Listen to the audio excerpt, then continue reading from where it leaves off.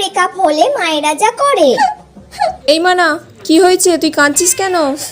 না মা, আমার কিচ্ছু হয়নি। এই মেয়েটা তো দেখছি এমনিতে আমাকে কিছু বলবে না, এর জন্য আমাকে অন্য কোনো রাস্তা তো বার করতেই হবে। বলছি মানা, তুই বল না আমাকে, আমাকে বললে আমিও তো তোকে কিছু সাহায্য করতে পারবো।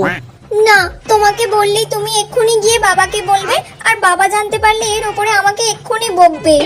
না রে, আমি বাবাকে কিচ্ছু বলবো না, তুই আমাকে নির্দ্বিধায় বল।